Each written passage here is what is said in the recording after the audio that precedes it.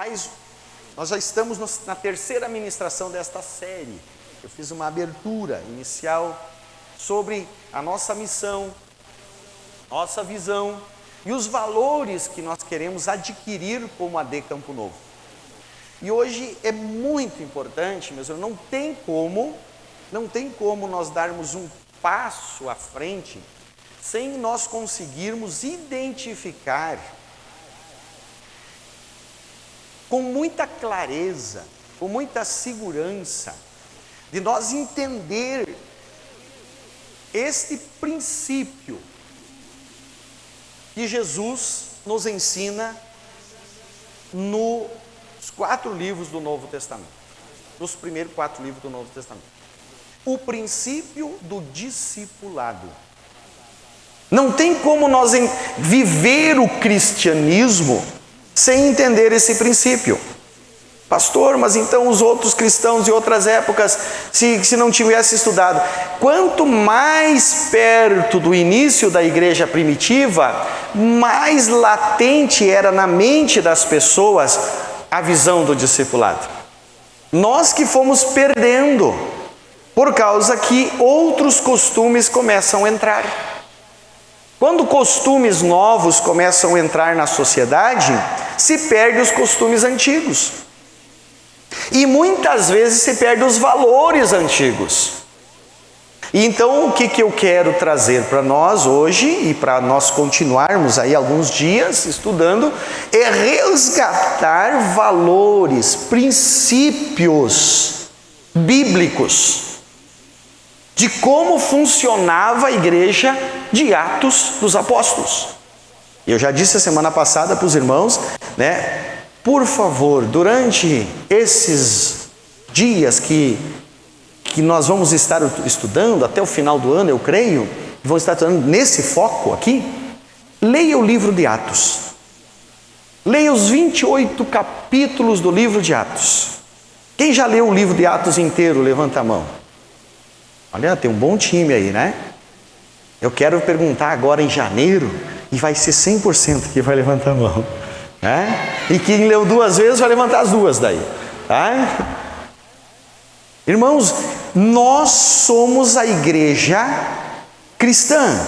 Nós temos como fundamento a Bíblia Sagrada. Se nós não lermos o nosso livro, o que vai ser de nós? Não conhecemos os fundamentos.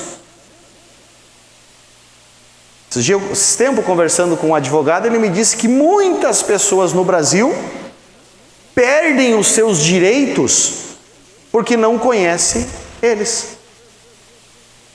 Muitas pessoas perdem muitos direitos porque não conhecem os seus direitos. Aqui, meus irmãos, nós temos 1.500 promessas. 1.500 promessas nesse livro.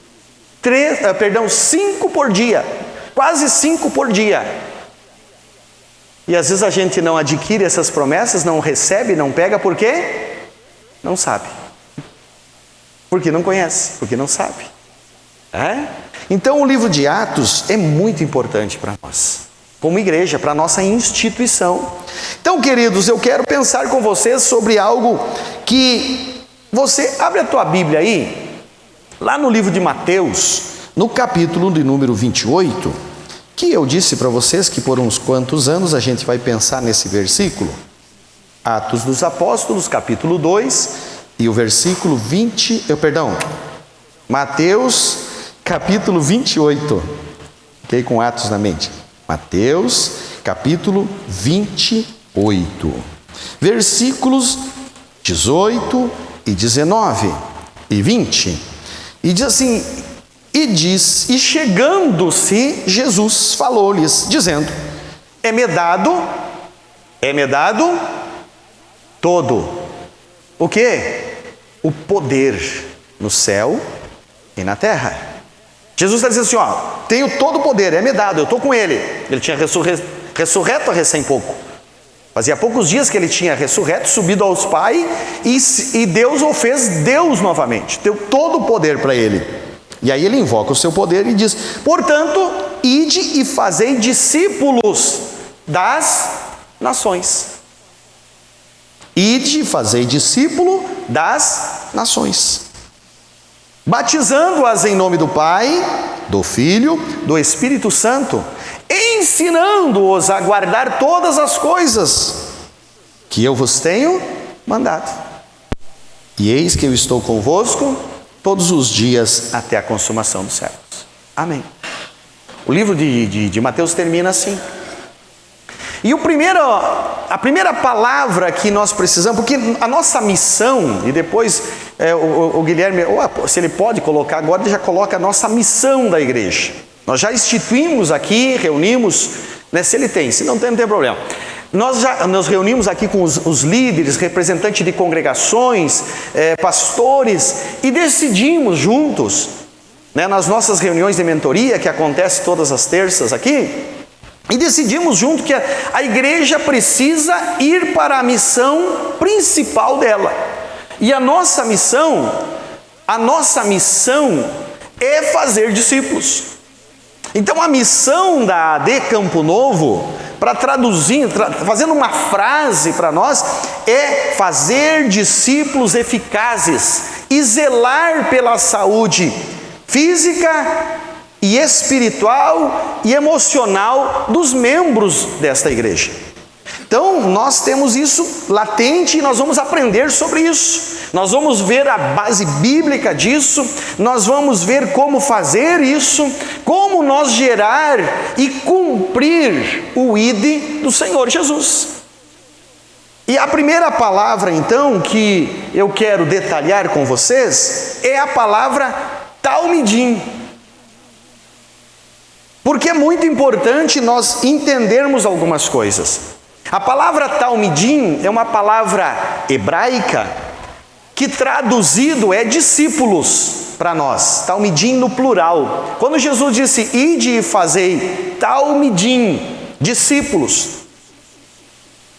Porém, meus irmãos, a língua, qualquer língua, o português, o inglês, o hebraico, e o que menos sofre isso é o hebraico, o alemão, o italiano, toda a língua, ela é viva. E com o tempo ela vai adquirindo significados diferentes. Nós estamos aqui no Brasil e falamos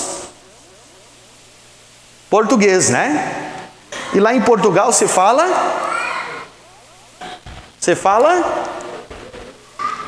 português.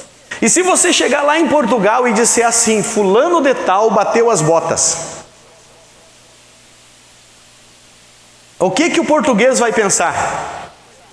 Que o fulano tinha um par de botas e bateu uma bota na outra. Porque, e para nós o que significa? Morreu. Porque a língua é viva, ela vai recebendo alguns significados que a gente vai entender, vai injetando no nosso linguajar. E aí perde-se alguns significados também. Quando eu digo, olha só, chegou ao nosso dicionário de português, a língua portuguesa brasileira, a palavra você, que não existia no português. A palavra você vem de uma versão dos escravos aqui do Brasil, que falavam francês ou as línguas afros, e quando eles chegaram aqui, era de praxe qualquer escravo chegar para o seu senhor e dizer, estou à vossa mercê.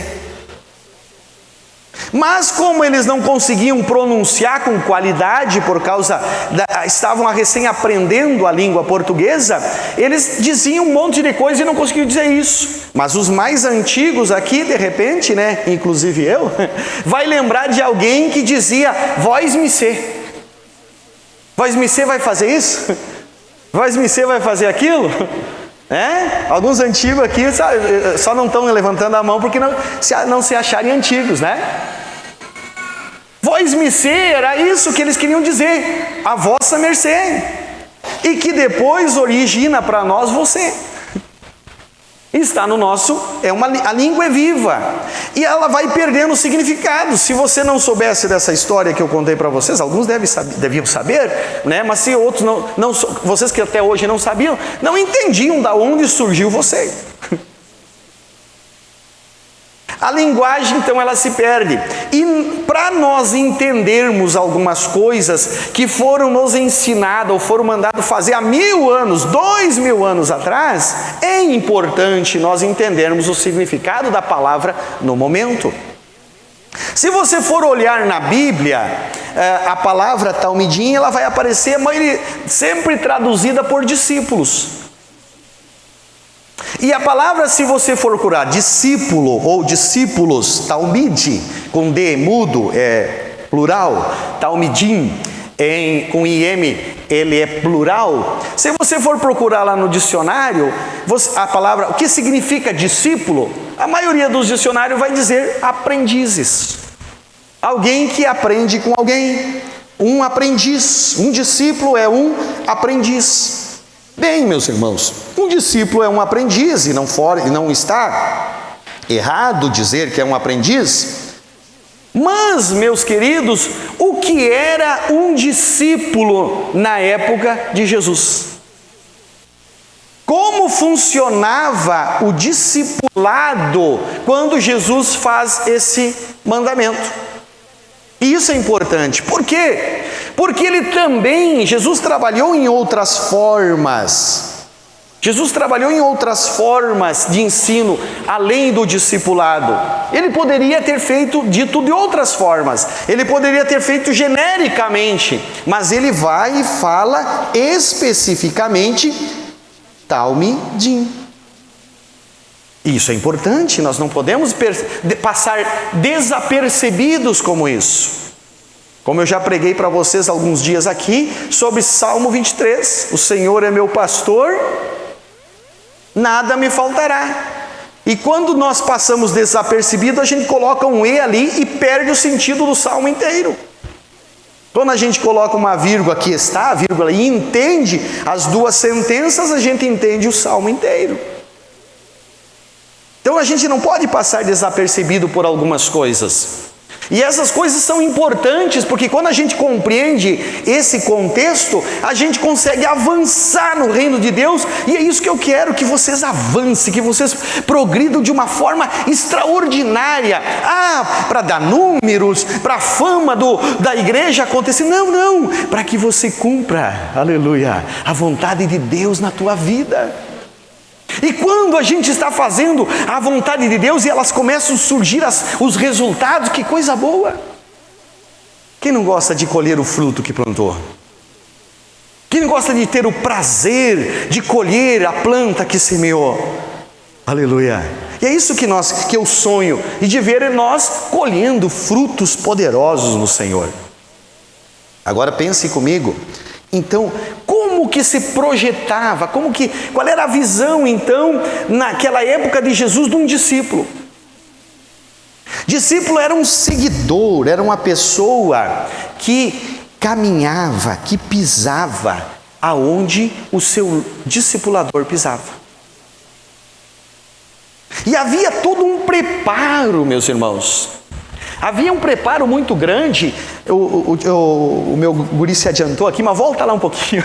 Havia um preparo muito grande, Guilherme, que era, por exemplo, ali está a Beit Sefer. Beit Sefer, significado casa do livro. Beit Sefer, casa do livro. Beit, casa no hebraico, Sefer, livro. Toda a aldeia de Israel tinha o livro da lei. E o livro da lei, para nós, é esses 5 primeiros livros que tu tem na tua Bíblia: Gênesis, Êxodo, Números, Levítico e Deuteronômio. Esses 5 primeiros livros. Porém, meus irmãos, esses 5 primeiros livros, há 2000 anos atrás, precisavam uma carroça para carregar. Eles eram escritos em pergaminho, um pedaço mais ou menos desse tamanho de uma folha de árvore. as letras desse tamanho assim, tu já imaginou todo isso aí escrito dessa forma? Ou couro, às vezes escrito no couro também, de 1 metro e pouco de altura por 80 mais ou menos, enrolado, escrito em letras, queimado com letras grandes. Então existia uma casa, toda a aldeia tinha uma casa, e nessa casa tinha o livro, que era respeitado, que era o livro da lei, o decálogo, os 10 mandamentos, os outros 603 mandamentos judaicos, os positivos, 319 positivos, os 200 e poucos negativos, que dizia não faça, o outro faça, e ali as crianças de 6 a 10 anos, elas iam todo dia para o Beit Sefer. Por que eles iam para lá? Para aprender o livro, para ler o livro, para entender, decorar o livro. Havia um ancião que era responsável, toda a aldeia tinha isso, responsável por aquele ambiente, e que ele ensinava o livro. Toda criança, alguém diz assim, e com muito respeito a quem já disse ou quem ouviu, e que não sabia. Pedro era uma pessoa sem letra, uma pessoa analfabeto. Não. Israel não tinha analfabeto já há 3.000 anos atrás. A nação mais conhecedora da escrita e leitora do mundo é Israel. Não existe analfabeto em Israel lá há 3.000 anos atrás. Só as pessoas cegas ou as pessoas deficientes que não sabiam ler. A mãe, ela tinha o ofício de ensinar a criança a ler na Bíblia, na Torá. Ele aprendia a falar já lendo. Porque a grande vontade de toda mãe e de todo pai era ter um filho que fosse discípulo de um grande rabino. E para ser discípulo de um grande rabino, precisava sim ser uma pessoa de alta capacidade de conhecimento e intelectualidade. Como a meta era essa, eles já preparavam desde cedo. Então a criança chegava no Beit Sefer sabendo ler, conhecendo Aleph, Bet, Gam, Gun, todas as letras do hebraico, conhecendo, dominando a leitura, e aí eles iam ler o livro, e liam o livro, e liam o livro. E existe, se você pesquisar, você vai encontrar as parashá hebraica, que são as porções do Antigo Testamento, que são lidas até hoje, todos os dias. Os 5 primeiros livros do Antigo Testamento são divididos em 362 porções, que devem ser lidas todos os dias.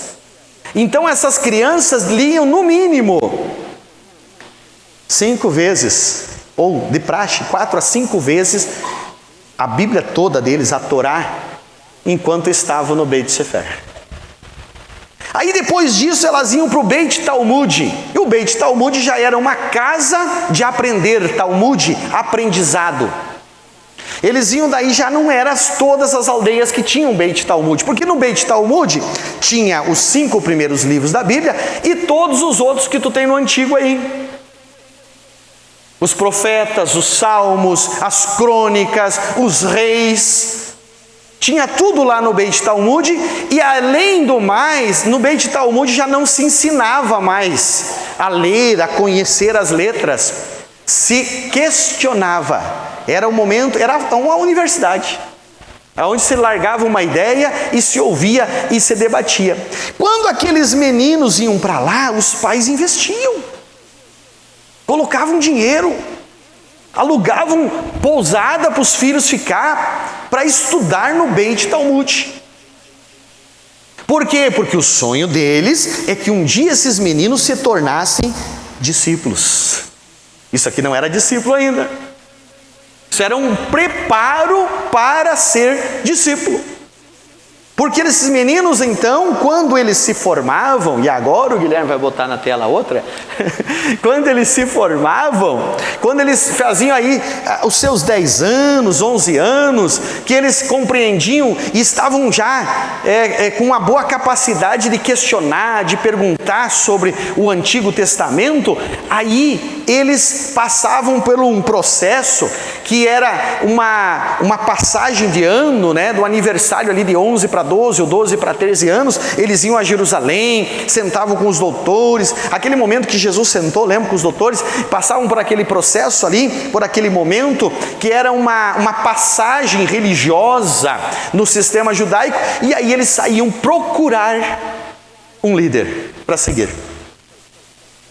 O ofício deles, então, eles saíam procurar um rabino famoso. Se o rabino mais famoso da época, por exemplo, na época de Jesus, era o Eliel, todos os meninos queriam ser seguidor do Eliel. E eles iam lá no Eliel. Eliel, eu quero te seguir, Eliel. Eu sei que você é um rabino muito conceituado, você é um rabino muito famoso, e eu quero ser um seguidor teu. Aí o Eliel dizia assim para o menino, fazia uma pergunta para o menino, uma pergunta bem intelectualizada para o menino. Se o menino respondesse para ele, não perguntasse, se o menino respondesse para ele com uma pergunta que apertasse o rabino, que fizesse o rabino entender, não, esse rapaz é bom mesmo, esse é metido, esse vai ser um grande rabino. O rabino dizia a palavra que todo menino hebreu queria ouvir: vem e segue-me. Esse menino largava tudo, e saía e entrava nas fileiras desse mestre. Tudo que aquele homem dissesse, ele fazia. Ele se doava, ele se dedicava, e os pais sustentavam e diziam assim: olha só, o meu filho está estudando aos pés de Eliel. Paulo se gabava disso, e disse: eu fui formado aos pés de Gamaliel, um grande rabino da época. Seria como nós assim dizer: meu filho está se formando na Universidade Federal, meu filho está ali em Oxford, né? Se preparando. O menino ficava e seguia. 99% dos meninos ouviam diferente. 99% dos meninos ouviam assim: olha, menino, você vai dar um bom trabalhador, você vai dar um cidadão honesto, você tem uma performance muito boa, mas você não tem poder, capacidade para me seguir. Você vai dar um bom garoto, você pode ir pescar de novo, você pode ir lá fazer coisa de madeira que nem teu pai faz, porque você vai dar um bom homem, você vai dar um bom soldado do exército, mas você não pode me seguir, você não tem cacife para me seguir. 99% ouviu isso. Por quê? Porque todo rabino, infelizmente, e agora não é bíblico, eles não estavam obedecendo a Bíblia,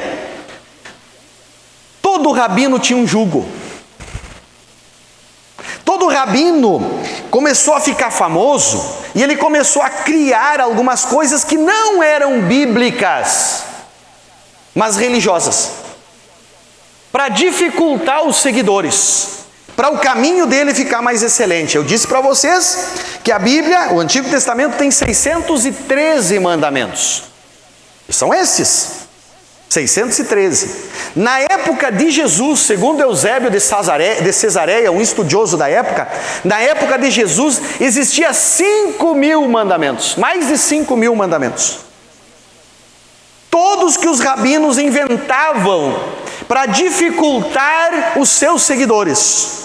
Para ele se destacar, ele dizia: não, os seguidores do Amós, eles podem comer sem lavar as mãos, mas os meus seguidores têm que lavar 6 vezes as mãos para comer. Foi isso que Jesus complicou com eles no dia que falou para eles não lavar as mãos. Os seguidores do Amós, eles podem andar de pés descalços, mas os meus seguidores têm que ter uma alparca igual à minha. Os seguidores do Amós não podem andar, podem romper o tiro de pedra do sábado, do Shabat. Mas os meus não, nem lavar o rosto no Shabat. Não tem regra nenhuma que dizia que não era para lavar o rosto no Shabat, na Bíblia. Mas tinha regras no tempo de Jesus que não podia lavar o rosto no Shabat. Tinha regra nenhuma na Bíblia que alguém que fosse curado carregasse a sua cama para casa num Shabat. Mas para alguns rabinos da época tinha. Era um jugo. Agora você vai entender Mateus capítulo 11, 28. Quem conhece de cor Mateus 11, 28?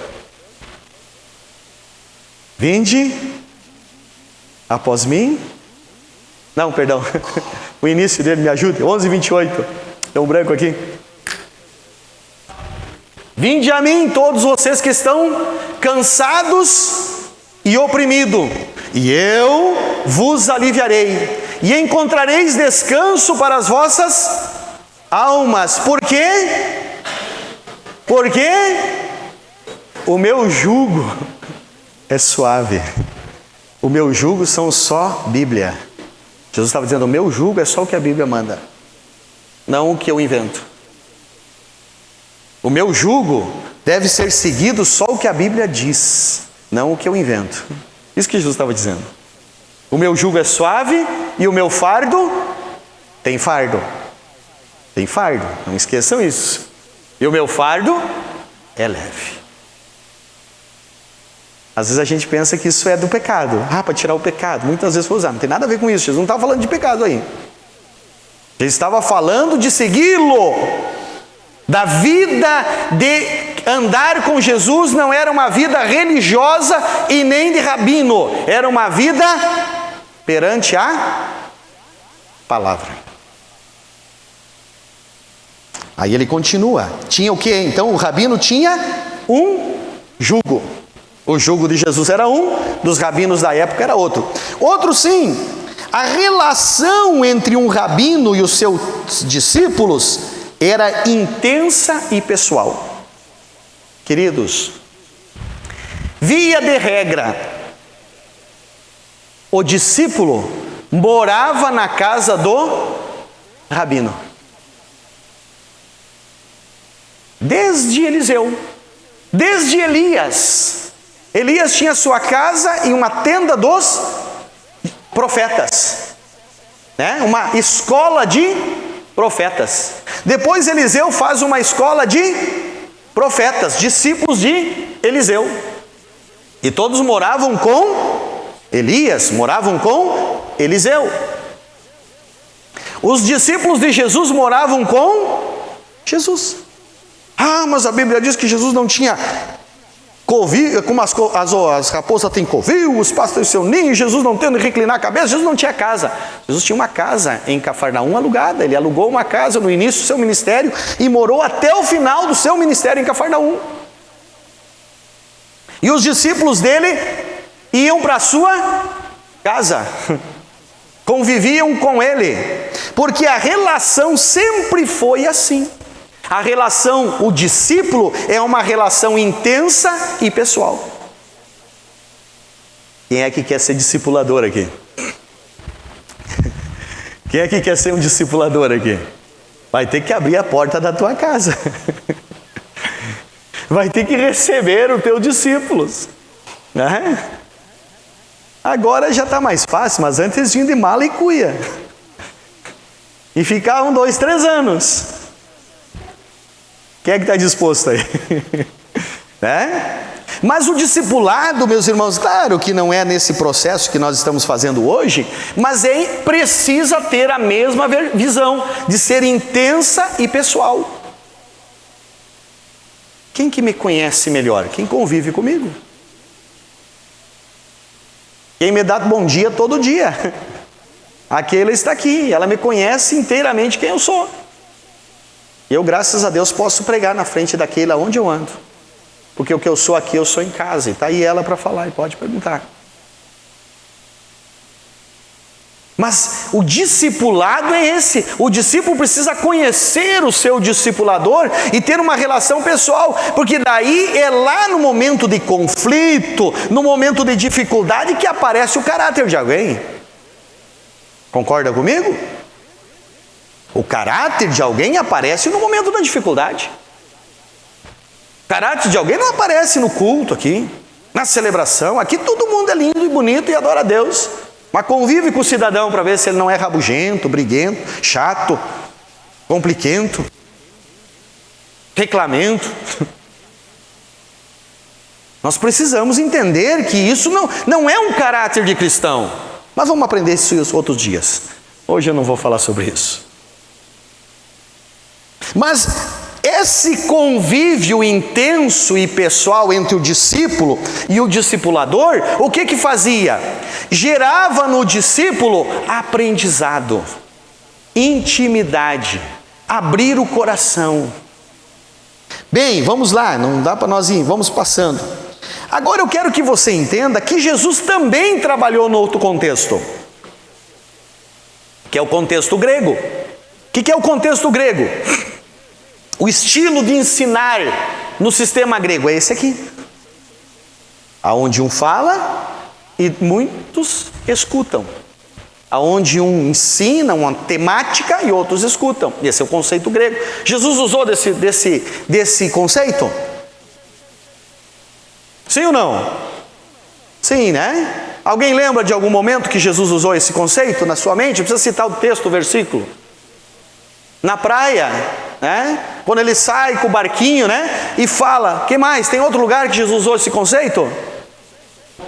Sermão do Monte, ele senta numa parte mais alta, a gente pensa que é um montão, né? É um monte bem baixinho ali, o Sermão da Montanha, mas é um lugar mais alto e as pessoas ali na volta. Era o conceito grego. Jesus usou também do conceito grego. Mas quando ele traz o ide, quando ele manda fazer discípulos, ele usa a forma hebraica, a forma discipular. Por quê? Porque nós vamos entender o porquê disso. Então, meus irmãos, se Jesus usa esse modelo antigo, hebraico, e ele escolhe para nós, é porque tem um propósito, tem um significado. Porque o conceito grego é muito fácil a gente se esconder na multidão. É fácil, não é? Quando a gente se reúne 20, 30, 50 pessoas numa comunhão, num culto, é fácil você se esconder naquele culto. Você vem na terça e no domingo e celebra o Senhor e vai embora e volta e celebra o Senhor. A gente não sabe qual é a tua personalidade. De repente a palavra pega, que dói aqui, mas você vai e volta para casa e dali um pouco você disfarça e cria aquela mascarazinha e volta de novo. Não tem, né? Agora quando é pessoal, quebra a máscara. Quebra a máscara. Vocês estão me conhecendo, eu estou chegando agora. Tem muita coisa que vocês não me conhecem e vocês têm razão de ficar, será? Será que ele é assim? Será que ele é dessa forma? Porque vocês não me conhecem e vão me conhecendo. Mas eu estou disposto a ser o máximo transparente para vocês de quem realmente eu sou. Porque eu gosto dessa transparência e quero saber quem realmente você é. E não tem como fazer isso no grande grupo. Agora no pequeno grupo fica fácil aparecer. Começa a caminhar junto com alguém, que eu diga os casados aqui de pouco tempo, até os 5 anos, né? É fácil. Quem está se preparando aí para casar, né? Ou coisa parecida, fique pensando, os primeiros 5 anos é complexo mesmo. Porque começa a aparecer quem é quem. E aí depois tem que curar isso, tem que ajustar isso, tem que conectar isso. E assim é a vida do discipulado. Então, meus irmãos, porém, agora o que me chama muito a atenção é a forma que Jesus trabalha com os seus discípulos? Olha só, primeira parte, ele trabalha com os seus discípulos com duas diferenças. Jesus também chama discípulos, também anda com os seus discípulos, mas com duas diferenças. Primeira diferença que eu quero que você veja comigo, no mínimo duas, mas eu vou falar, a questão do preparo intelectual. Eu disse que todos os rabinos escolhiam um menino pela sua capacidade intelectual. Jesus, olha só, vamos para a Bíblia, João capítulo 1 e versículo 38 e 39. João capítulo 1, versículo 38 e 39. Olha só. E melhor, vamos voltar um pouquinho antes. Vamos no 35 em diante. E no dia seguinte, João estava uma outra vez ali. João, aqui é o João Batista, na companhia de 2 dos seus discípulos. E vendo passar Jesus, disse: eis aí o Cordeiro de Deus. Os 2 discípulos ouviram-no dizer isso e seguiram Jesus. E Jesus, voltando-se e vendo que eles o seguiram, disse-lhe: que buscais? E eles disseram: Rabi, que traduzido quer dizer mestre, onde moras? Versículo 39, ele lhes disse: vinde e vede. Vou mostrar meu endereço para vocês. E foram, e viram onde morava, e ficaram com ele aquele dia. E já era quase a hora 10ª, finalzinho da tarde, né? Começando final da tarde. Era André, irmão de Simão Pedro, um dos 2 que ouvira aquilo de João e o havia seguido. E este achou primeiro seu irmão e disse: achamos o Messias, que traduzido é o Cristo, e levou a Jesus. E olhando Jesus para ele, disse: tu és Simão, filho de Jonas, tu serás chamado Cefas, que quer dizer Pedro. E no dia seguinte quis Jesus ir a Galiléia e achou Felipe e disse: vem e segue-me. Queridos, o que acontece aqui? Quem era André? No caso aqui, esse menino, irmão de João, de Pedro, era André. André era discípulo de João Batista. André morava com João Batista. André convivia com João Batista. André estava ali trabalhando com João Batista. Aí João Batista diz assim: ó, aquele lá é o Cordeiro de Deus. Ele mostra para Jesus que estava caminhando com os seus discípulos já. E aí o André disse: vou lá. E chega para o mestre e diz: mestre, onde é que tu mora? Todo rabino já diria assim: como queres saber onde eu moro se tu não me segue? Como que tu não é por mim e vai querer a mim? Por isso que você vai entender que Jesus disse: quem é por mim e não é contra mim, é a meu favor. Como tu é de mim e não vai querer a mim? E vai querer a mim? Como não é dos meus? Mas Jesus já disse assim: vem, vamos lá. Jesus era gaúcho, né? Bastante hospedeiro. Vamos lá, vamos para minha casa. Lá na casa ele vai e diz: mas eu vou atrás do Pedro, do meu irmão, do Simão, do vacilão. Simão quer dizer vacilão. Vou lá atrás do vacilão, que era o irmão dele. Chamou o vacilão. Quando o vacilão chega para Jesus e diz assim: fica à vontade, vou trocar teu nome aí. Tu não é mais vacilão, tu é Pedro. Um pedaço de pedra. Vem, fica aí. Qual era o perfil desses meninos? Irmão, com todo respeito ao João Batista, sabe quem seguia João Batista? Os que tinham negado, que tinham ido em todos os grandes rabinos da época. E eles tinham negado, não quero você, não quero você, não quero você. Era o resto dos discípulos que seguiam João Batista. Porque João Batista, o jugo dele era complicado. Era comer mel silvestre e se vestir de pele. O jugo de João Batista ele era um essênico, ele era daqueles caras lá do fundo da grota. Ele era quase um ermitão. Era complicado de andar com João Batista. E ainda por cima ele era faca na bota. Era complicado de lidar com ele, o estilo dele.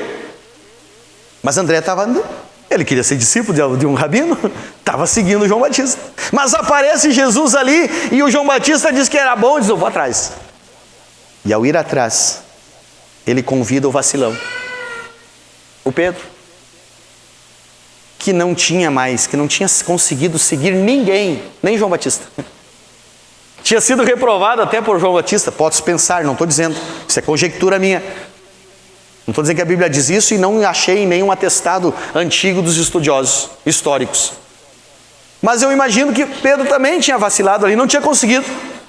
Estava lá, atendendo às demandas dele, forte, rico, empresário, muito rico, que era o Pedro.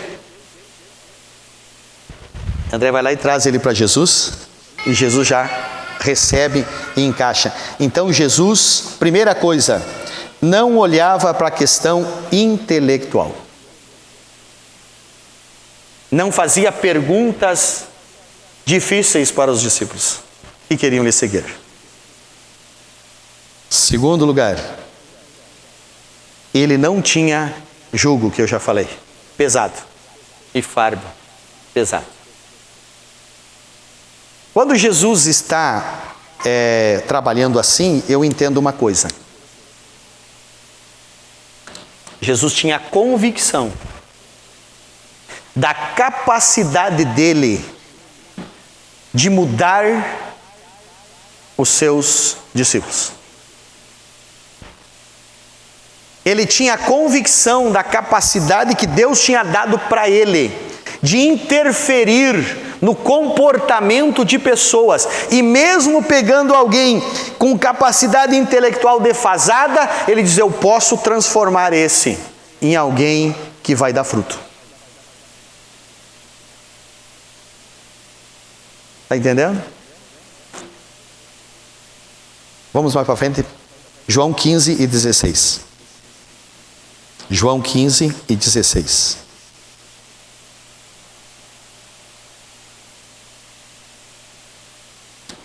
Olha um texto que vocês conhecem bem também. Não me escolhestes vós a mim, mas eu vos escolhi a vós, e vos nomeei para que vades e deis fruto, e o vosso fruto permaneça, a fim de que tudo quanto em meu nome pedires ao Pai, Ele vos conceda. Queridos, primeira coisa, Jesus, então, ele tinha plena convicção de que se ele pegasse alguém cheio de falhas, baixa capacidade intelectual, cheio de problemas, ele, como um bom rabino, ele transformaria aquele ser em alguém que desse fruto, em alguém que frutificasse. Ele escolhe essas pessoas e faz frutificar. Pastor, mas isso era Jesus. E nós? Quem somos para fazer isso? Voltamos para Mateus 28 e 18. Ele disse: ide, 19. Ide e fazei discípulo das nações. O que o mestre está te chamando então? O que ele está dizendo para te fazer? Pastor, esse mandamento é para quem? É para todos nós, é para a Bíblia. Não é para pastor, para quem? Está ali, leia a tua Bíblia. Abra lá, Mateus 28, 19. É importante que nós entendamos isso. Mateus 28, 19. Portanto, faça... O que diz lá? Faça um discípulo das nações, isso? Ou está dizendo assim: portanto, pastores, façam discípulos? Está escrito ali? Portanto, obreiros, façam discípulos? Portanto, irmã dirigente do círculo de oração, faça discípulo. Portanto, façam. Façam. Esse mandamento é para mim, e esse mandamento é para você. Para mim e para você. Para mim e para você. Você é cristão? Você entregou tua vida a Jesus? Você é cristão e se denomina cristão? Esse mandamento é para ti. Agora deixa eu te dizer uma coisa. Quantos mandamentos imperativos tem no Novo Testamento que Jesus falou? Você sabe quantos tem? Imperativo, que está no imperativo. Ide. Quantos você acha que tem? Imperativo. Jesus mandou fazer assim. No verbo imperioso. Tem este. Tem o ide e pregai, 16 e 15 de Marcos. Tem a grande comissão de João 20, falando também para fazer discípulos, em um outro linguajar mais amoroso, que é do João. E tem um outro que diz assim, um novo mandamento vos dou, que amais o vosso semelhante como a si mesmo. E amais os vossos inimigos, orai pelos vossos inimigos. Não tem mais. O ide e pregai, o 20 e 20 de João e o 28 e 19 de Mateus é a mesma função. É a mesma coisa, é fazer discípulos. Então tem 2 mandamentos imperiosos de Jesus, que Jesus mandou fazer. Só tem 2. Desses 2, quantos você obedece? Uma pergunta para a tua, pessoal, por favor, não se responda. Desses 2, quantos você obedece? Aí você pode dizer assim, eu nunca fiz um discípulo, pastor, mas eu amo as pessoas. Aí eu vou te perguntar, vou te citar 1 João 3,16. Se aquele que diz que ama a Deus e não ama o seu próximo, é um mentiroso. E não tem como dizer que ama alguém e deixar ele sem Jesus. E lavar as mãos sobre a vida desse alguém. Você que está sendo convidado aqui e está vindo nossos cultos por convite de alguém, deixa eu te dizer, esse cara te ama. Essa pessoa que te convida e que está tentando cuidar de você, ele te ama de tanta forma que ele quer que você tenha um encontro com Jesus, porque isso muda a história tua, da tua família, de todos, da tua volta. Isso é o primeiro exemplo de amor que algum cristão possa ter. É fazer discípulos. A maioria de nós, assembleianos, e não é errado, chegamos no templo, dobramos os joelhos para orar. Né? Fazemos isso e nos orgulhamos até disso, e isso não é errado, então tá bom, mas não está na Bíblia. Não é mandamento. A maioria de nós, às vezes, cumprimenta o irmão lá fora, né? Paz do Senhor, meu irmão! E para o outro, boa tarde. Né? Mas não está na Bíblia. E se às vezes eu disser boa tarde para um irmão, em respeito ao outro que está ali no lado, que não entende a nosso linguajar, o irmão vai dizer, o pastor está desviado. Mas não está na Bíblia. Às vezes questionamos o costume de uma igreja, o costume da outra, e nem os costumes desses estão na Bíblia. Mas fazer discípulo que está na Bíblia a gente não faz. Que é mandamento a gente não faz.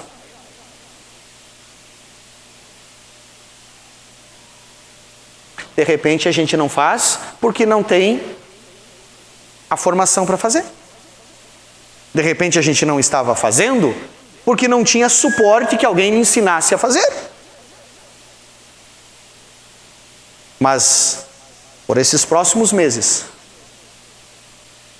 eu como responsável vou ensinar a fazer. E aí depois eu posso lavar minhas mãos. Eu não posso te cobrar hoje. Eu disse para os obreiros hoje na reunião de obreiros, dos encarregados, que eu não posso cobrar de ninguém aquilo que eu não ensinei.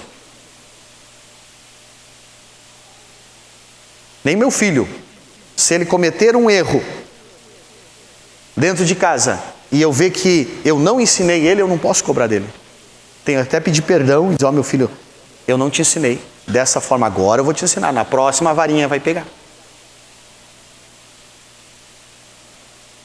Então, Jesus nos manda fazer. E quem faz discípulo é um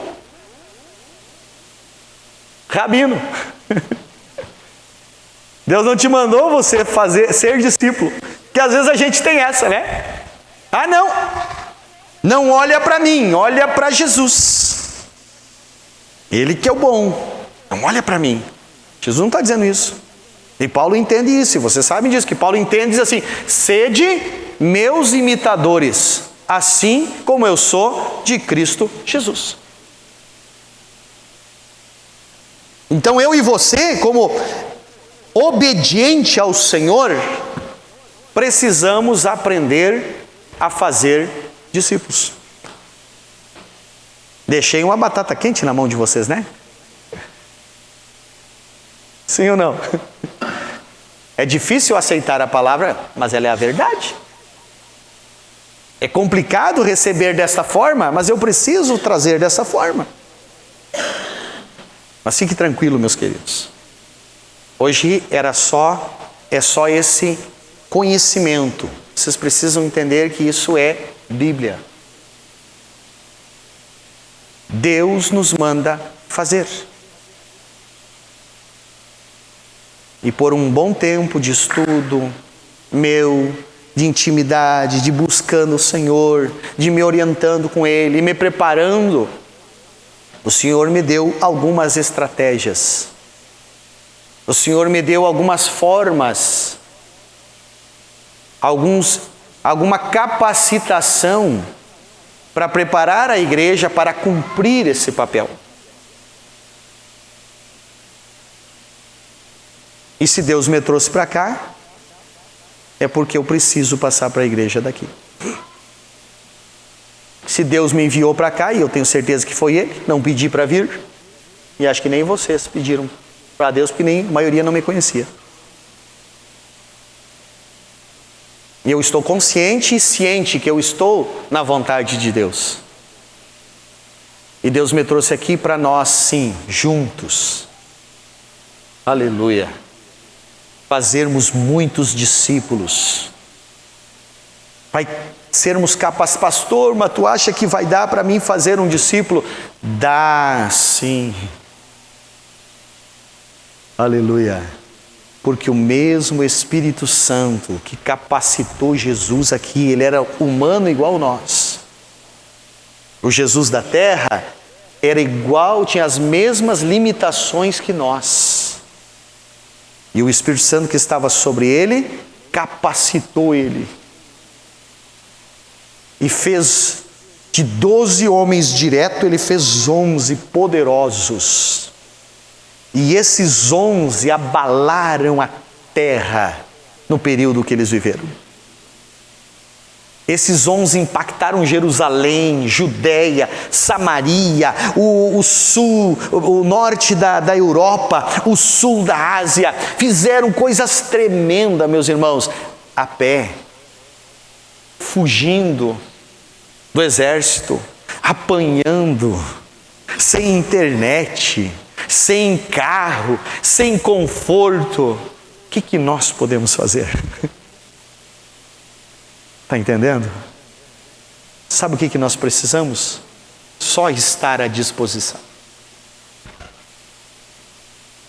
Esteja disposto. Aleluia. Esteja disposto. Deus quer te fazer um rabino poderoso. Deus quer te usar de uma forma, meus irmãos, tremenda. E se você formar 12... e eu 12, e o outro 12, que seja 12, meus irmãos. Tu já imagina onde nós chegaremos.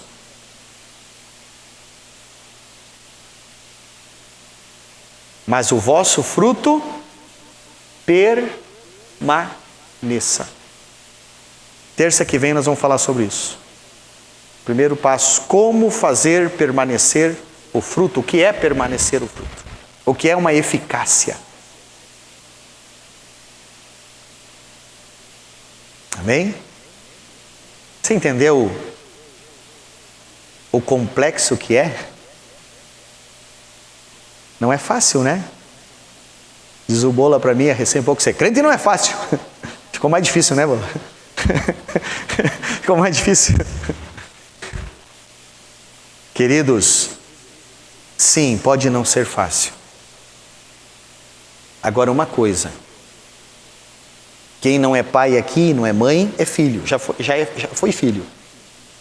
E sabe, e quando o filho está fazendo a vontade do pai, o ambiente de casa é muito bom. Não é assim? Não é assim? Quando o filho está fazendo a vontade do pai, o ambiente da casa é agradável. Aleluia. Você quer viver o agradável de Deus? Você quer experimentar o agradável de Deus? Faça a vontade do Pai. Se doe para fazer a vontade do Pai. E essa vontade, cumprindo-se em nós, o nosso ambiente muda. E aí, queridos, daqui um pouco começa a colheita de frutos. Aleluia. Domingo eu me emocionei aqui. O Tiago não está aí, o Tiago Lima está lá, como diz o meu avô, lambendo a cria, né? Nasceu o bebezinho dele hoje.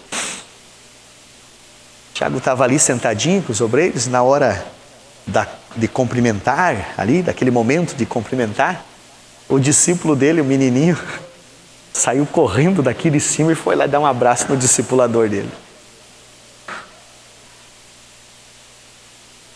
Nunca eu tinha visto isso, deles dois.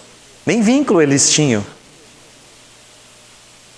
Mas no momento que alguém começa a cuidar de alguém, o retorno vai acontecer. Isso nós vamos ver sempre aqui em nome de Jesus. Todas as nossas congregações, meus irmãos, nós vamos ver isso acontecer. Você crê nisso? Você quer que isso aconteça? Vamos ficar em pé então, para nós orar. Vocês vão adorar o Senhor daqui um pouquinho. Isso pode se organizar. Querido, eu preciso de companheiros para esta obra.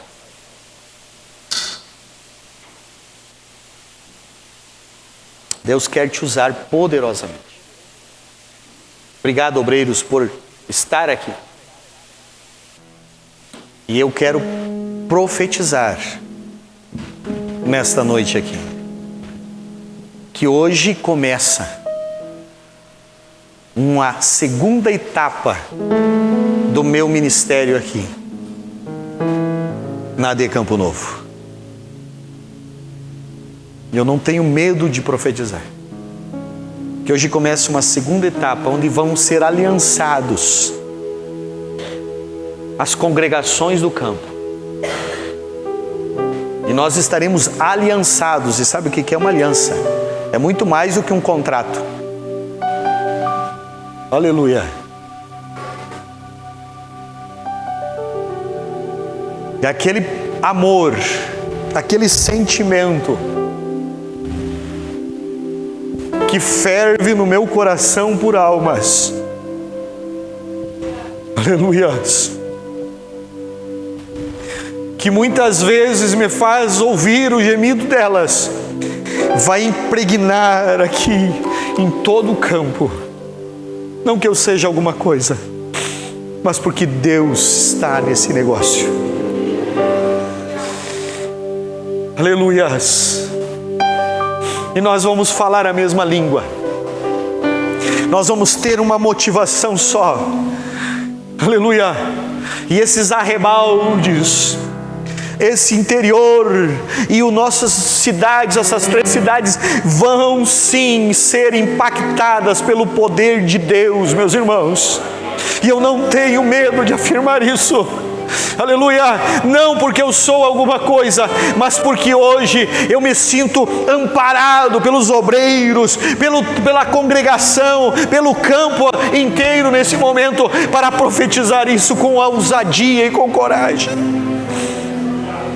Aleluia, e Deus vai usar vocês. Pastor, eu estou apavorado com esse compromisso. Não se preocupe, você não vai precisar começar amanhã fazendo discípulos.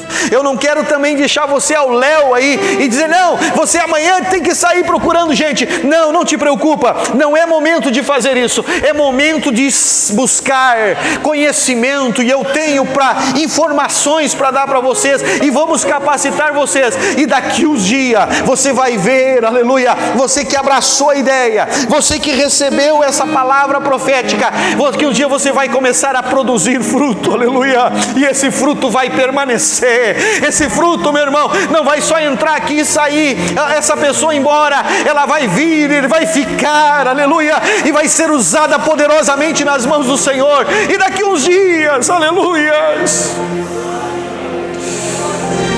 você vai estar vendo esse fruto aqui, ensinando, ganhando almas e sendo usado nas mãos do Senhor, e você vai dizer, valeu a pena.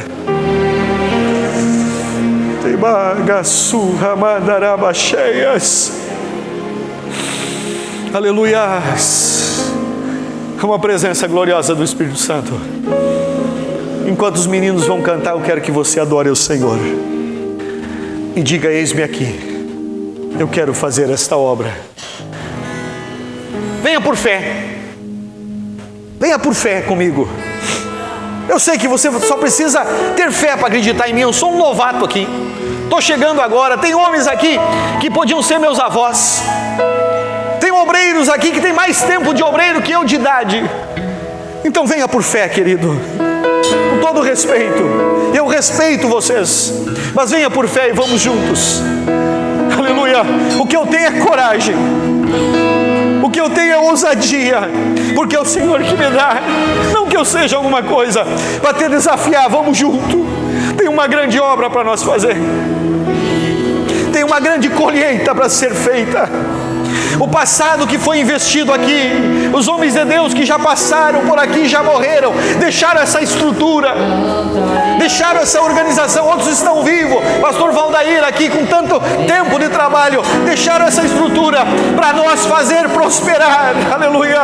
Eu sou grato pela estrutura, e agora chegou a hora de nos encher elas, de faltar bancos nas nossas congregações, de faltar espaço nas nossas celebrações.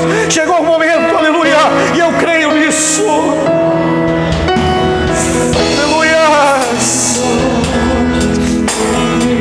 Diga, eis-me aqui, se prontifique ao Senhor.